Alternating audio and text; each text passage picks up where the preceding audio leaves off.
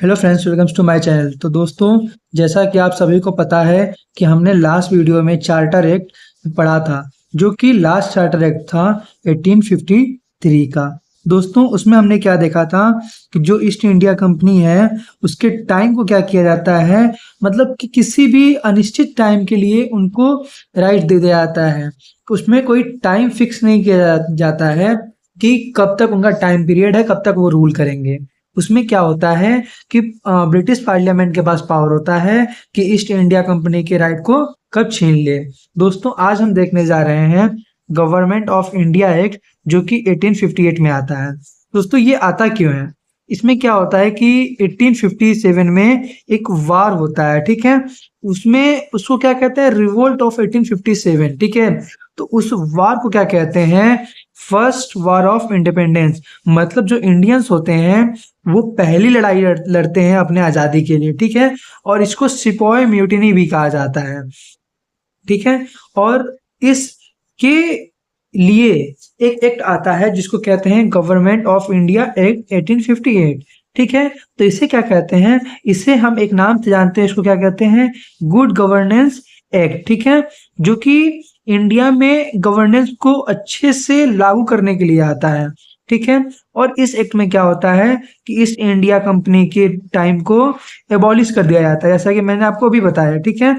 और इसमें क्या किया जाता है, जो सारे पावर्स होते हैं गवर्नमेंट के, टेरिटरीज के और रेवेन्यूज के, वो किसको ट्रांसफर किए जाते हैं, वो ब्रिटिश क्राउन को ट्रांसफर कर दिए जाते हैं, ठीक है। तो आइए देखते हैं इसके फीचर्स क्या क्या हैं। तो दोस्तों, जो इसमें क्या होता है कि जो 1833 में गवर्नर जनरल ऑफ इंडिया का पोस्ट आया था, उसको हटा के अब वाइस रॉय का पोस्ट ला देते हैं। और जो पहले वाइस रॉय बनते हैं वो बनते हैं लॉर्ड कैनिंग, ठीक है दोस्तों। और इस एक्ट में क्या होता है कि जो डबल गवर्नमेंट होता है उसको क्या किया जाता है, एबॉलिश कर दिया जाता है, ठीक है। उसको एंड कर दिया जाता है।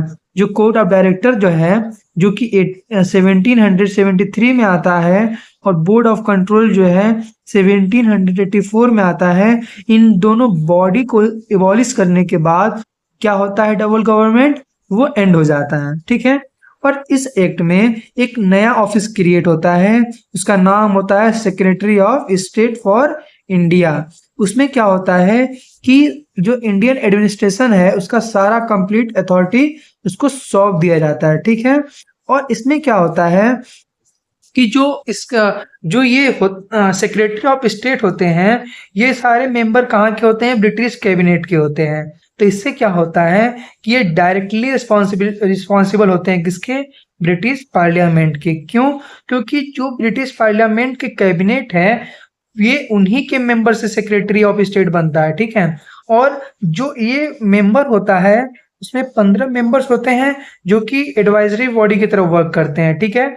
किसको एडवाइस करते हैं, सेक्रेटरी ऑफ स्टेट को, ठीक है। और जो इस बॉडी के जो चेयरमैन होते हैं वो होते हैं सेक्रेटरी ऑफ स्टेट। इसमें 15 मेंबर होते हैं और वो डायरेक्टली रिस्पॉन्सिबल होते हैं किसको, ब्रिटिश पार्लियामेंट को, ठीक है। और इसमें लास्ट फीचर क्या है कि जो secretary of state in council है वो कैसा वर्क करता है, एज ए बॉडी कॉर्पोरेट। मतलब उनके पास एक कॉर्पोरेट की तरह एक उनके पास लीगल राइट होता है कि सीयू बी स्यूट का।